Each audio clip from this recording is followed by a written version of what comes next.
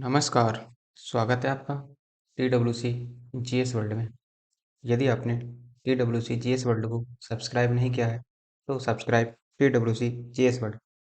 आज हम मध्यकालीन भारतीय इतिहास के तहत अपनी यूनिट नंबर 5 को कवर करेंगे और इसमें हमें ये देखना है कि कौन-कौन से राज्य मुगल साम्राज्य के दौरान स्वतंत्र हुए, जैसे आपका जौनपुर, मेवाड़, बंगाल, मालवा, कश्मीर, गुजरात और खानदेश। तो ये छोटे-छोटे क्षेत्रीय राज्य हैं, इनके बारे में हमें पढ़ना है और स्टार्ट करते हैं इसको आज। इनका हम क्रम कैसे याद रखेंगे?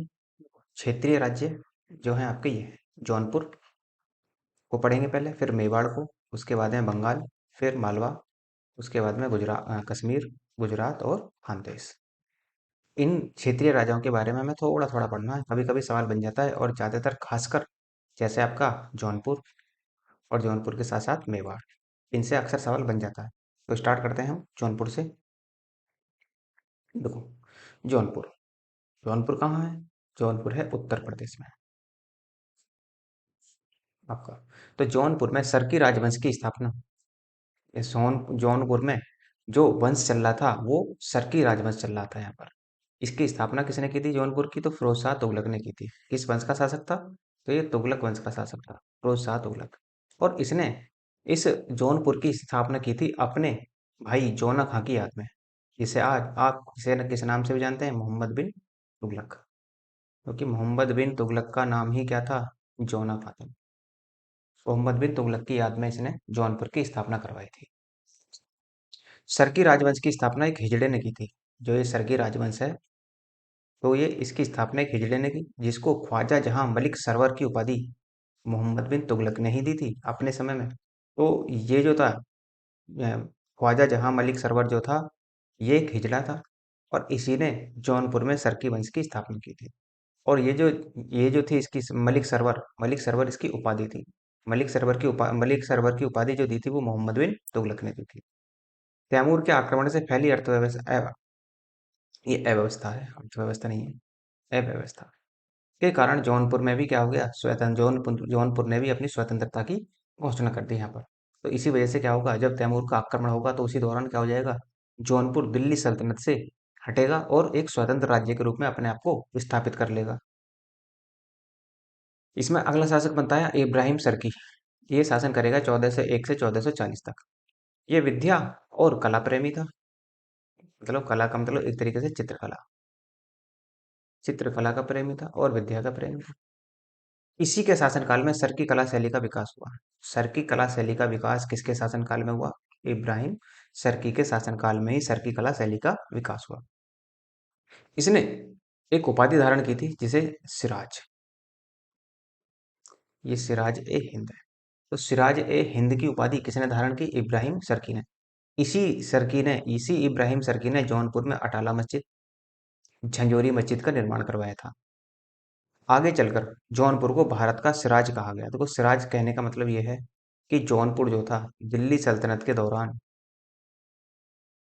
ये सबसे बड़ा शिक्षा का केंद्र बनकर उभरा था। शिक्षा का केंद्र। इसी कारण क्या कहा जाता है? जौनपुर को भारत का सिराज कहा जाता है। हुसैन शाह सरकी अगला शासक बनेगा। ये अपने भाई मोहम्मद शाह की हत्या कर सुल्तान बना। इसने अब तक, ये तो पहले से ही होता आ रहा था, सुल्तानों में गद्दी हथियाने के लिए कोई भी व्यक्ति किसी भी हद तक जा सकता था। तो अगला जो शासक था, अब बहलोल लोदी ने जौनपुर पर आक्रमण करके इसे कहाँ, दिल्ली सल्तनत में फिर से मिला लिया। तो जो दिल्ली सल्तनत का अंतिम वंश था लोदी वंश, जिसकी लोदी वंश की स्थापना किसने की? बहलोल लोदी ने। इस सब को हम पढ़ चुके हैं दिल्ली सल्तनत वाले टॉपिक में। तो बहलोल लोदी ने ही बाद में क्या करा था, जब ये जौनपुर अपने आप को स्वतंत्र घोषित कर लेता तो उसके बाद में बहलोल लोदी ने ही जौनपुर को जीता था और फिर से एक बार दिल्ली सल्तनत में से फिर से मिला दिया था। इसने जौनपुर में जामी मस्जिद और लाल दरवाजे का निर्माण करवाया था। तो हुसैन शाह सरकी ने जामी मस्जिद और लाल दरवाजे का निर्माण जौनपुर में करवाया। जौनपुर की मस्जिदों में क्या मिलता है? मीनार नहीं मिलती। मतलब मीनारों का अभाव है पूरी तरीके से। इस तरह से ये मीनार खड़ी हो जाती है, जैसे कुतुब मीनार देखी आपने, इस तरह से कुछ। तो यहाँ पर मीनारों का अभाव मिलता है। इसका मतलब जो इनका ऊपरी सिरा होता है ना, वो सपाट होता है बिल्कुल। तो वो कला और स्थापत्य में पढ़ेंगे हम इसको। यहाँ नहीं देखेंगे। अगला क्षेत्र जो बनेगा वो बनेगा मेवाड़। तो मेवाड़ में क्या क्या हुआ देखो। गहलोत राजवंश के अंतर्गत मेवाड़ एक प्राचीन राजवंश था। ये गहलोत राजवंश के अंतर्गत आते थे, जो हम पीछे भी पढ़ चुके हैं इसको। और इसकी मेवाड़ की राजधानी क्या थी? नागदा। गहलोत पर 8वीं सदी में वप्पा रावल का राज था। जब 8वीं शताब्दी के ईसवी पूर्व ईसवी में वप्पा रावल राज करता था, इसने चित्तौड़ को भी अपने राज्य में बाद में मिला लिया था। इसने अरब आक्रमणकारियों को सफलतापूर्वक रोका, गहलोत राजवंश ने। तो जितने भी अरब से आक्रमण हुए, उनको रोकने में सफलता किसने हासिल की? तो गहलोत वंश के राजाओं ने सफलता हासिल की थी। अगला शासक बनेगा इसमें जयसिंह। इसने तुर्कों के आक्रमण से क्या करा? मेवाड़ को बचाए रखा। बार बार जो तुर्क आक्रमण हो रहे थे मेवाड़ पर, उसको बचाने में अहम भूमिका निभाई जयसिंह ने। इसी के शासनकाल में इल्तुतमिश ने नागदा पर आक्रमण करा। नागदा क्या थी? इनकी राजधानी। कर उसे क्या कर दिया? नष्ट कर दिया। बाद में इनकी राजधानी नागदा से कहाँ चली गई? ये चित्तौड़ स्थानांतरित कर देते हैं, क्योंकि नागदा में कुछ बचा ही नहीं था, सब कुछ लूट लिया गया था यहाँ से। अलाउद्दीन खिलजी ने 1303 में चित्तौड़ पर आक्रमण किया। और उसी समय चित्तौड़ के राजा कौन थे? राजा रतन सिंह। अलाउद्दीन खिलजी ने चित्तौड़ को फिर क्या करा? जीत लिया। और इन्हीं की तो पत्नी थी पद्मावती। इन्हीं के लिए क्या हुआ था? युद्ध भी हुआ था। तो यहाँ की सूबेदारी खिजिर खां को दे दी गई बाद में। अलाउद्दीन खिलजी ने यहाँ की जो सूबेदारी दी खिजिर खां को दे दी। और चित्तौड़ को आगे चलकर किस नाम से जाना गया? इसने अपने नाम पर ही खिजराबाद नामक प्रसिद्ध शहर के नाम से इसे जाना गया, चित्तौड़ को आगे चलकर।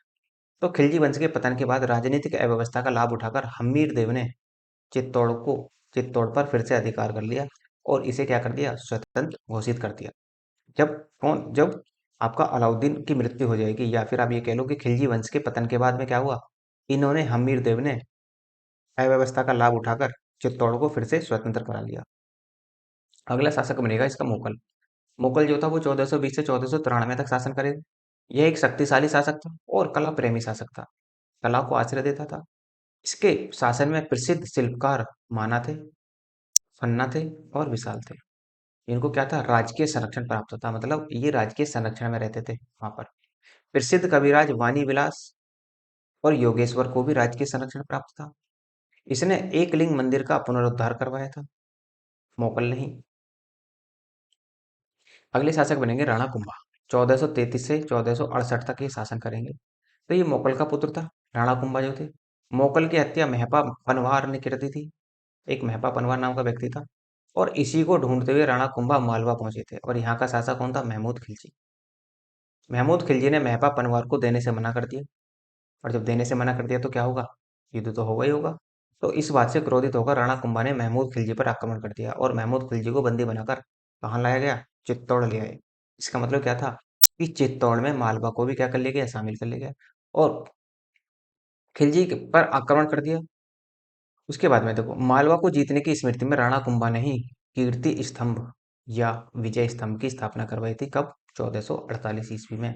वेरी वेरी इंपॉर्टेंट पॉइंट है आपका कि विजय स्तंभ की स्थापना किसने की? तो राणा कुंभा ने।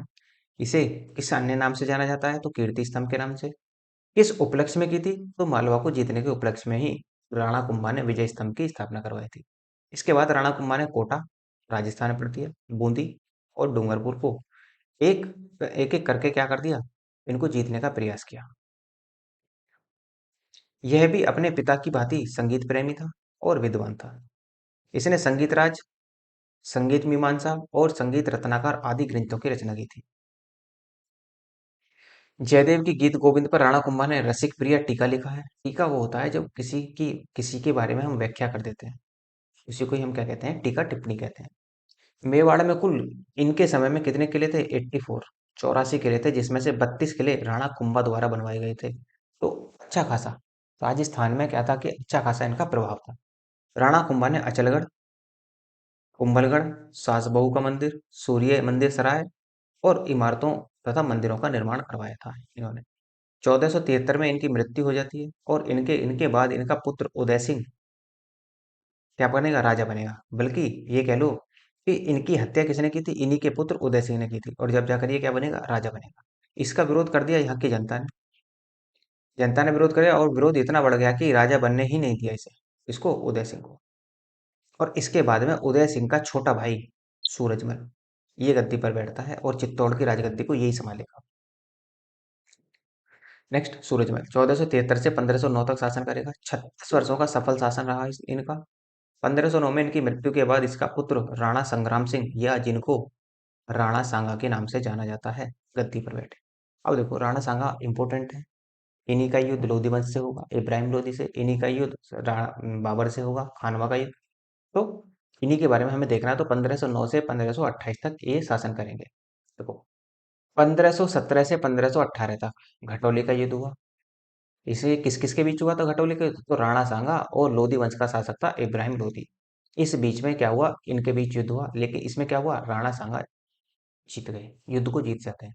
अब देखो इसी युद्ध में इतिहासकारों ने कहा है कि राणा सांगा युद्ध जीतने के बाद भी क्या होते हैं, युद्ध हार जाते हैं। क्यों? क्योंकि इनका जो दायां हाथ था उस युद्ध में कट जाता है। इसी वजह से इतिहासकारों द्वारा कहा जाता है कि राणा सांगा ने युद्ध जरूर जीता, लेकिन युद्ध जीतने के बाद भी क्या हुआ, ये युद्ध को हारा हुआ ही मानते हैं। उसके बाद में 1527 ईस्वी में, वो 1526 ईस्वी में क्या हुआ, पानीपत का प्रथम युद्ध राणा सांगा और बाबर और इब्राहिम लोदी के बीच हुआ। इसमें क्या हुआ, इसमें दोनों में से क्या हुआ, इब्राहिम लोदी की हार हुई और इब्राहिम लोदी युद्ध क्षेत्र में ही मारा गया। अब अगला युद्ध होगा खानवा का युद्ध, और खानवा का युद्ध होगा किसके साथ, राणा सांगा और बाबर के बीच में। और जो बाबर के बीच में 1527 में युद्ध हुआ खानवा का, उसमें राणा सांगा की पूरी तरीके से हार हो जाती है। और इसी युद्ध में क्या होता है, इनकी कहानी समाप्त हो जाती है पूरी तरह। तो मुगल बादशाह जहांगीर के शासनकाल में मेवाड़ ने मुगल आधिपत्य को स्वीकार कर लिया। इसका मतलब ये हुआ कि जहांगीर के समय में मेवाड़ को क्या कर लिया गया, मेवाड़ को मुगल साम्राज्य में मिला लिया गया पूरी तरीके से। नेक्स्ट, अगला क्षेत्र है आपका बंगाल का। बंगाल को देखो, बंगाल और बिहार को फतेह किसने किया था? देखो जब गौरी आया था, गौरी ने भारत को जीता था, तो गौरी के साथ इसके कई गुलाम भी आए थे। एक तो इनमें से मोहम्मद बिन बख्तियार खिलजी था, दूसरा कुतुबुद्दीन ऐबक था जिसने दिल्ली पर शासन करा, और तीसरा एलदौज था जो पश्चिमी क्षेत्र में राज कर रहा। तो ये थे। तो बंगाल को जीतने में अहम भूमिका जो निभाई वो मोहम्मद बिन बख्तियार खिलजी ने निभाई थी। और इसी बख्तियार खिलजी ने नालंदा विश्वविद्यालय को नष्ट कर दिया था। इसमें बहुत सारे धर्म ग्रंथ रखे हुए थे हिंदू धर्म से रिलेटेड। तो जो जितने भी धर्म ग्रंथ रखे हुए थे, इसमें इसने क्या कर दिया, आग लगवा दी। और ऐसा कहा जाता है कि कई महीनों तक यहाँ पर आग जलती रही। तो जितने भी धर्म ग्रंथ थे वहां नालंदा विश्वविद्यालय में रखे हुए लगभग सभी नष्ट हो गए थे। सल्तनत कालीन उत्तर भारतीय प्रांतों में सर्वाधिक विद्रोह कहाँ हुए, वो बंगाल में ही हुए। बंगाल पर अपना नियंत्रण बनाए रखने के लिए गयासुद्दीन तुगलक ने बंगाल को 3 भागों में बांट दिया। जैसे उत्तरी बंगाल, पूर्वी बंगाल और दक्षिणी बंगाल। जैसे मान लो ये क्षेत्र यदि बंगाल का है, ये वाला, तो उत्तरी बंगाल तो ये वाला क्षेत्र, पूर्वी बंगाल आपका ये वाला क्षेत्र, और पश्चिम और दक्षिणी बंगाल आपका ये वाला क्षेत्र, ये इस क्षेत्र में आ जाए। इस तरह से इसने 3 भागों में बांट दिया। उत्तरी बंगाल की राजधानी इसने लखनऊ बनाई, पूर्वी बंगाल की राजधानी सोनार गांव को बनाया, और दक्षिणी बंगाल की राजधानी इसे सतगांव को बनाया था। मोहम्मद बिन तुगलक के शासनकाल में 1338 ईस्वी में फखरुद्दीन मुबारक शाह या अलाउद्दीन अली शाह ने अपने आप को क्या कर दिया, स्वतंत्र घोषित कर दिया। इसने अपनी राजधानी पांडुआ को चुना, क्या लखनऊ नहीं बनाई थी। क्यों? क्योंकि वहां पर डर था इसे, पूरी तरीके से डर था कि शायद मोहम्मद बिन तुगलक आक्रमण कर दे। तो इसी वजह से इसने पांडुआ को अपनी राजधानी बनाया। 1345 में अलाउद्दीन अली शाह के एक सरदार इलियास खान ने संपूर्ण बंगाल पर अपना अधिकार कर लिया, और सुल्तान शमसुद्दीन इलियास ने के नाम से क्या करता है, ये गद्दी पर बैठता है। इसने अलाउद्दीन अली शाह को भी हटाया यहाँ से गद्दी से, और अपने आप को किस नाम से, सुल्तान शमसुद्दीन इलियास के नाम से गद्दी पर अपने आप को धारण करता है। सिकंदर शाह के समय में फिरोज शाह तुगलक दिल्ली का सुल्तान था, लेकिन फिरोज शाह इसे जीत नहीं सका। मतलब बंगाल को फिरोज शाह तुगलक नहीं जीत पाया पूरी तरीके से। और सिकंदर शाह ने पांडुआ में अदीना मस्जिद का निर्माण करवाया था। ये इंपॉर्टेंट पॉइंट होगा कि अदीना मस्जिद का निर्माण बंगाल में किसने करवाया, तो सिकंदर शाह ने। यदि वो बंगाल नाम नहीं देता तो पांडुआ देगा, तो पांडुआ को जैसी भी सिचुएशन होगी वहां पर उसी तरीके से आप वहां पर क्वेश्चन को डील करेंगे। अगला शासक बनेगा ग्यासुद्दीन आजम शाह। यह इलियास वंश का सबसे योग्य शासक था। इसने चीन के सम्राट के यहाँ पर दूतमंडल भेजा था। फिर अगला शासक बनेगा शमसुद्दीन अहमद शाह। इसी के समय में जौनपुर के इब्राहिम सर्की ने शमसुद्दीन अहमद शाह के ने आक्रमण किया, लेकिन निष्कर्ष क्या नहीं निकल पाया, कुछ निष्कर्ष नहीं निकला। तो दोनों के बीच में संधि हो गई, और जो संधि होगी तो ये अपने अपने क्षेत्र ही वापस चले जाते हैं। फिर अगला शासक बनेगा रुकनुद्दीन बारबक शाह। तो इसने अपनी सेना में अरब सैनिकों को शामिल किया था। अरब जो सैनिक होते थे, अरब के जो घोड़े होते थे, वो क्या होते थे, बहुत ज्यादा फेमस होते थे। इसी वजह से इसने अपनी सेना को मजबूत करने के लिए अपनी सेना में अरबी सैनिकों की भर्ती प्रारंभ की। इसने मालदर वंश को संरक्षण भी दिया था और इन्होंने श्री कृष्ण विजय ग्रंथ की रचना की थी। कीर्तिवास ने रामायण को बंगला भाषा में अनुवाद करवाया। करवाया क्या? कीर्तिवास ने ही रामायण का बंगला भाषा में अनुवाद किया था। और इसी को ही बंगाल का क्या कहा जाता है? बंगाल का बाइबिल भी इसी को कहा जाता है। इसी पुस्तक को बंगाल का बाइबिल कहा जाता है। अगला शासक बनेगा अलाउद्दीन हसन शाह। बंगाल के मुस्लिम शासकों में सर्वश्रेष्ठ माना जाता है इसे।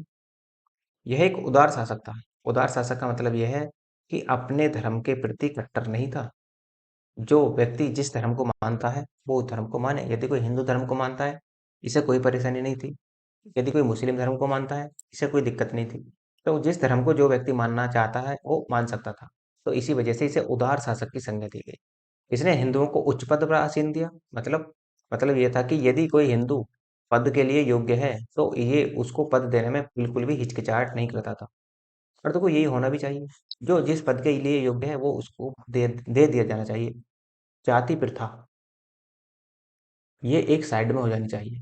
लेकिन जाति प्रथा आप जानते ही हैं वर्तमान में भी क्या स्थिति है कि जाति के लिए एक दूसरे के लिए लोग बाग मरने मारने के लिए तैयार हो जाते हैं। इसने खलीफुतुल्लाह की उपाधि धारण की थी। हिंदुओं के प्रति उदारता के कारण इसे कृष्ण का अवतार भी कहा गया। देखो कैसी कैसी उपाधियां मिल रही हैं इनको।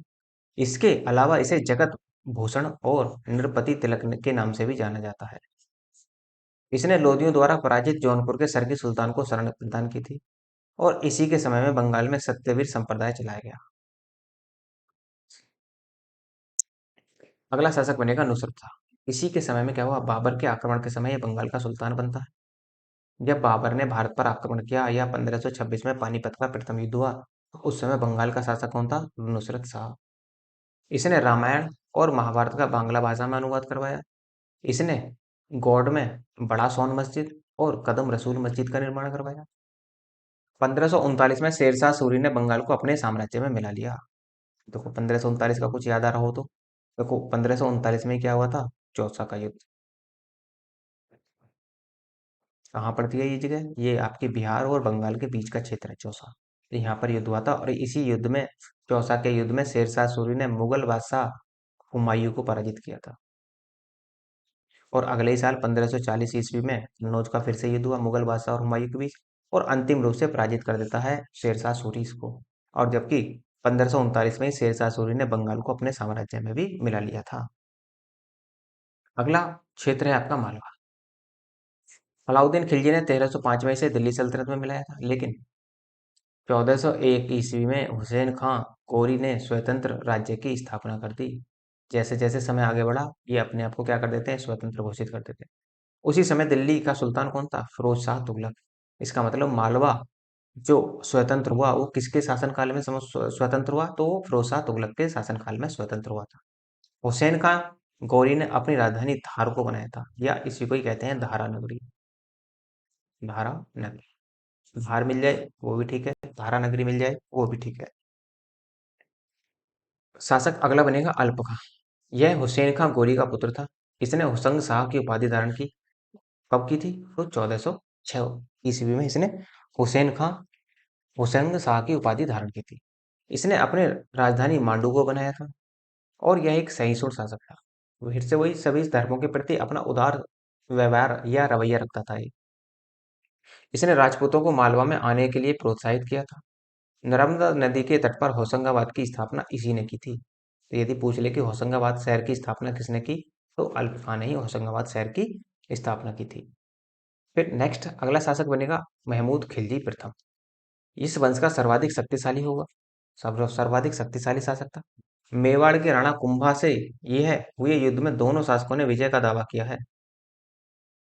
राणा कुंभा अपनी विजय का दावा करते हैं, जबकि महमूद खिलजी अपनी विजय का दावा करते हैं। अब जब भी हमने पीछे कुंभा को देखा था, राणा कुंभा को, तो वहां किसको जीता गया था? और राणा कुंभा ने महमूद खिलजी को जीता था। और इसी वजह से उन्होंने क्या करा था? कीर्ति स्तंभ या विजय स्तंभ का निर्माण करवाया था। लेकिन दोनों ही अपनी विजय का दावा करते हैं। महमूद खिलजी ने मांडू में 7 मंजिला महल बनवाया। इसके शासनकाल में मालवा का गौरव अपने चरमोत्कर्ष पर था। इसका मतलब यह है कि जो मालवा था, मालवा अपने उत्कर्ष पर था पूरी तरीके से। किसके समय में? महमूद खिलजी प्रथम के समय में। इसके शासनकाल में मालवा का गौरव अपने चरमोत्कर्ष पर था। इसने मांडू में चिकित्सालय और आवासीय विश्वविद्यालय की निर्माण भी करवाया। अगला शासक बनेगा ग्यासुद्दीन। 1469 से 1500 तक ये शासन करेगा। इसके महल में 16,000 दासियां रहती थी। पता नहीं क्या, देखो क्या क्या कंडीशन बनती है। इसने तुर्की और यूरोपियाई आदिवासियों को एक अंगरक्षक सेना भी गठित की थी। नेक्स्ट, महमूद द्वितीय। इसने मुसलमान अमीरों से अपनी रक्षा के लिए चंदेरी के राजपूत शासक मेदिनी राय को अपना वजीर बनाया। इसे अपनों से ही खतरा था। और सही बूझो तो सबसे ज्यादा खतरा भी अपनों से ही होता है। 1531 में गुजरात के शासक बहादुर शाह ने महमूद द्वितीय को परास्त कर दिया और मालवा को गुजरात का अंग बना दिया। तो मालवा को क्या हुआ? मालवा की कहानी यहाँ से समाप्त हो जाती है। उसके बाद देखेंगे हम कश्मीर। 1301 ईस्वी में सुहादेव ने कश्मीर में शक्तिशाली हिंदू राज्य की स्थापना की थी। और 1338 में उदयदेव की मृत्यु के पश्चात उसकी रानी कोटा ने अपने बच्चों के अल्पायु होने के कारण सत्ता संभाली थी। बच्चे अल्पायु थे, इसी वजह से उदयदेव की मृत्यु के पश्चात उसकी रानी कोटा ने क्या करा था? कश्मीर की राजगद्दी संभाली। 1339 में शाह मीर या शाह मिर्जा एक शक्तिशाली मंत्री था। बाद में इसने सत्या हत्याली और राजा बन गया, यहाँ का राजा बन बैठा।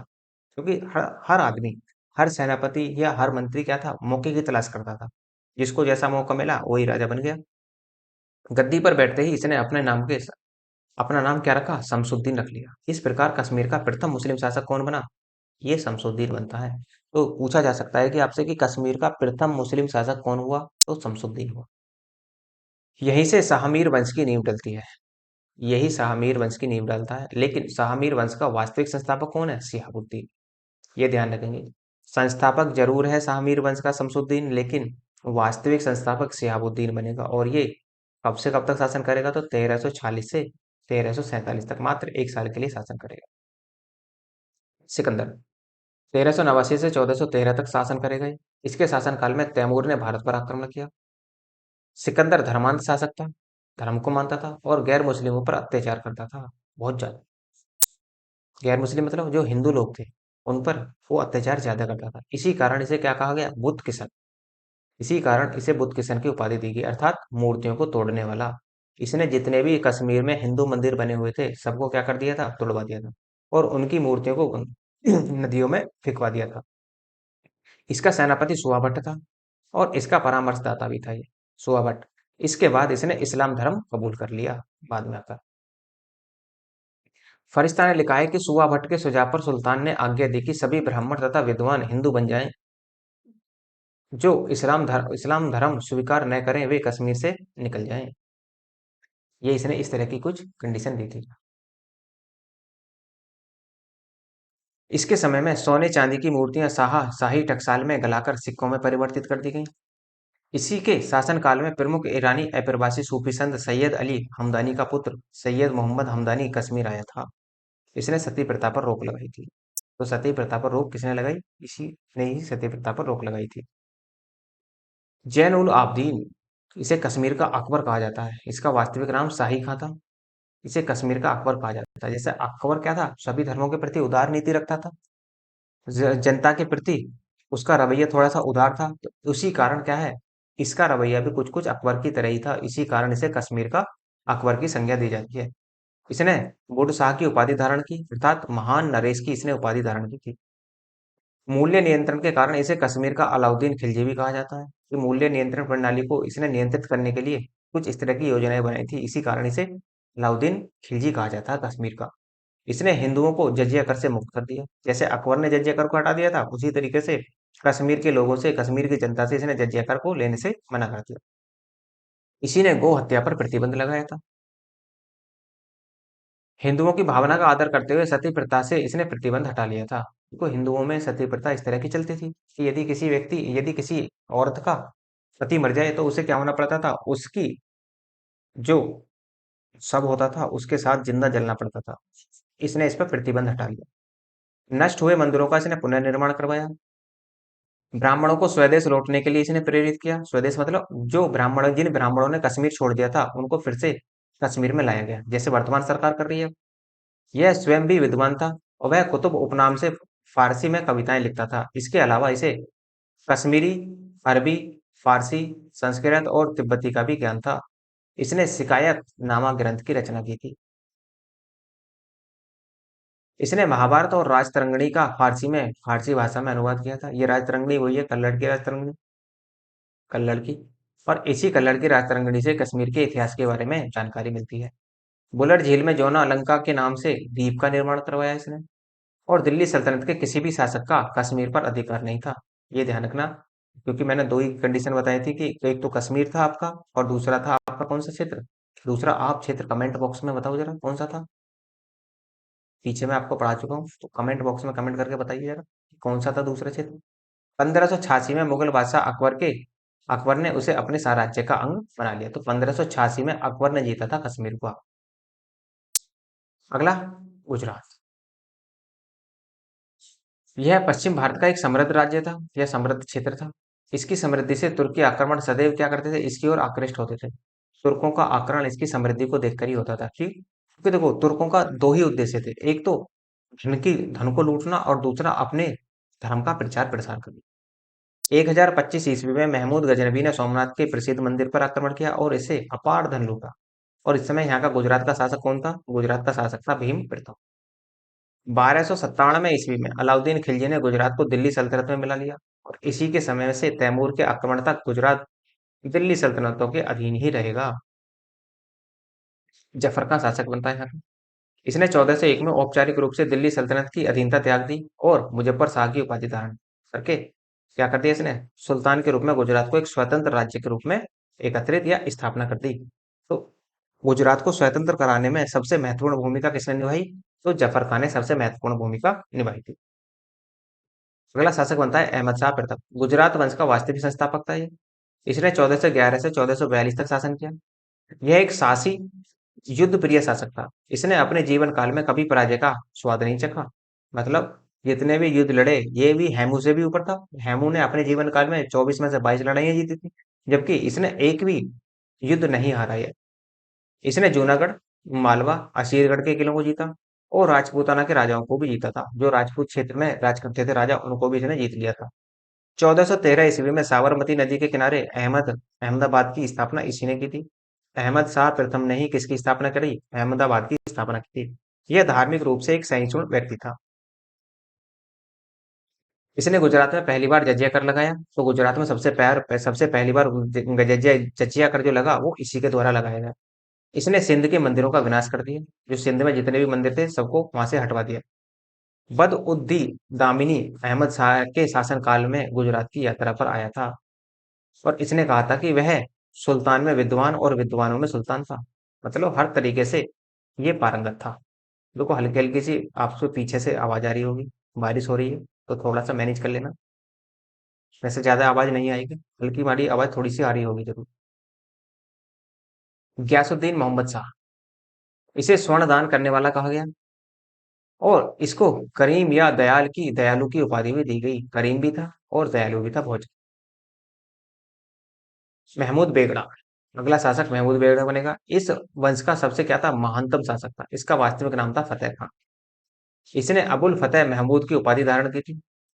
इसे महमूद बेगड़ा की उपाधि दी गई क्योंकि इसने गिरनार और चंपानेर के किले को जीतने के उपलक्ष्य में यह उपाधि धारण की थी।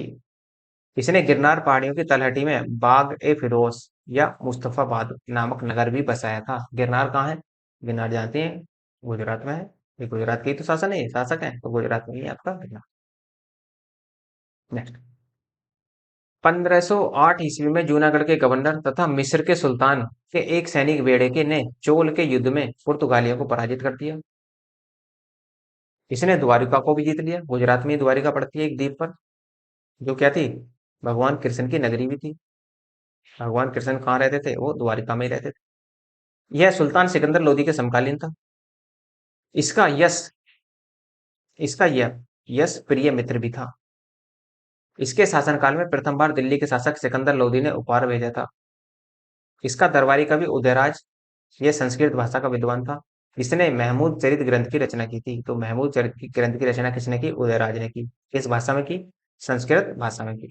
महमूद बेगड़ा को पेटू भी कहा जाता था। ये अपने खाने में जहर भी खाता था। मतलब ये था, हल्का हल्का जहर भी लेता था। जैसे आप ध्यान करो, चंद्रगुप्त मौर्य साम्राज्य का जो संस्थापक था चंद्रगुप्त, इसको भी, चंद्रगुप्त को भी जो कौटिल्य था वो भोजन में थोड़ा थोड़ा जहर दिया करता था, ताकि यदि कोई शत्रु चंद्रगुप्त को या इनको किसी को, राजा को जहर दे, उसका असर ना हो पाए। इसी वजह से क्या था, ये अपने भोजन में क्या करता था, जहर भी खाता था, हल्का हल्का। अगला, बहादुर शाह। इस वंश का अंतिम शासक होगा बहादुर शाह। और 1531 में पुर्तगाली गवर्नर नूना डी कुना ने गुजरात के शासनाधीन द्वीप पर आक्रमण कर उसे अपने अधिकार में ले लिया। तो नीना डी कुना ने किसको जीता था? गुजरात को। 1535 में मुगल बादशाह हुमायूं ने बहादुर शाह को पराजित कर दिया और गुजरात को फिर से क्या कर दिया, एक बार मुगल साम्राज्य में मिला दिया। 1537 में पुर्तगालियों ने धोखे से बहादुर शाह की हत्या कर दी। तो अपना अपना प्रभुत्व तो सब क्या थे, एक दूसरे पर जमाए हुए थे। जिसको जैसा मौका मिलता था वो ऐसे ही अपना उस पर एकाधिकार जमाने का प्रयास करता था। अगला है क्षेत्र आपका खानदेश। वो जो विंध्याचल पहाड़ी के नीचे का क्षेत्र है ना, दक्षिण का क्षेत्र है, विंध्याचल और सतपुड़ा के, तो ये उस क्षेत्र में था खानदेश आपका। यहाँ के जितने भी शासक हुए सभी ने खान की उपाधि धारण की। इसी कारण से क्या नाम दिया गया, इसी कारण इसका इस क्षेत्र का नाम खानदेश पड़ गया। यह मोहम्मद बिन तुगलक के साम्राज्य का एक भाग था, जो ताप्ती नदी की घाटी में स्थित था। इसके उत्तर में विंध्याचल पर्वत, दक्षिण में दक्षिण का पठार, पश्चिम में गुजरात और पूर्व में बरार था। 1370 में मलिक राजा फारूकी को खानदेश का राज्यपाल नियुक्त किया गया और खानदेश की राजधानी जो बनी वो क्या थी? बुरहानपुर। तो कम से कम यदि आप इन छोटे छोटे राज्यों का यदि पूरा पॉइंट याद नहीं रख पाए, तो ये जरूर याद रखना कि किस राज्य की स्थापना किसने की और उसकी राजधानी क्या थी। बस 3 पॉइंट तो कम से कम याद रख ही लेंगे। इसके बाद इसका पुत्र मलिक नासिर 1399 से 1437 तक शासन करता है। इसने एक स्थानीय हिंदू शासक से असीरगढ़ का किला जीत लिया, जिसका विकास खानदेश के एक अत्यंत शक्तिशाली सैनिक स्कंदाबार या सैनिक अड्डे के रूप में किया गया। 1437 में मलिक नासिर की मृत्यु हो जाती है। इसके बाद आदिल शाह प्रथम बनता है शासक अगला, और इसके बाद मुबारक खां प्रथम शासक बनता है।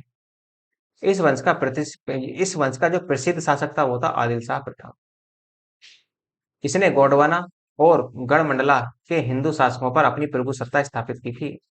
और 1601 में अकबर ने खानदेश को मुगल साम्राज्य में फिर से मिला दिया। तो 1601 में इनकी कहानी खत्म हो जाती है। जबकि अकबर की मृत्यु कब होगी? 1605 में। 1605 के बाद में जहांगीर शासन करेगा, 1605 से 1627 तक। अब देखो, ये जो आसपास के क्षेत्रीय राज्य थे, ये आपके हो जाते हैं समाप्त। इतना ही पढ़ना है, इससे ज्यादा नहीं पढ़ना, ध्यान रखेंगे। क्योंकि हम केवल और केवल किससे पढ़ रहे हैं? जो हमारा है प्री का पॉइंट ऑफ व्यू, इसी के पॉइंट ऑफ व्यू से हम पढ़ रहे हैं। तो यदि आपको लगता है कि लेक्चर अच्छा है और इसकी पीडीएफ आपके पास होनी चाहिए रिवीजन के लिए, तो आप टेलीग्राम ज्वाइन कर लीजिए। या यदि आप टेलीग्राम यूज नहीं करते तो व्हाट्सअप यूज कर लीजिए। तो किसी भी एक को आप यहाँ पर ज्वाइन कर सकते हैं। दोनों का लिंक डिस्क्रिप्शन में दिया हुआ है। और यदि आपको हिस्ट्री की कंप्लीट पीडीएफ चाहिए या हार्ड कॉपी के रूप में नोट्स चाहिए, तो आप मुझे मेल कर सकते हैं और मेल का लिंक भी डिस्क्रिप्शन में दिया हुआ है। तो यदि हार्ड कॉपी चाहिए तो आपको कोरियर के माध्यम से आपके अपने एड्रेस पर पहुंचा दी जाएगी। और यदि पीडीएफ चाहिए तो पीडीएफ तो आपको हैंड टू हैंड तुरंत ही मेल पर मिल जाएगी, प्रोवाइड करा दी जाएगी। तो आपको जैसा भी उचित लगे वो आप मेल करके बता सकते हैं। और यदि आपको लेक्चर अच्छा लगा हो तो लाइक कीजिए, शेयर कीजिए और सब्सक्राइब कीजिए। धन्यवाद।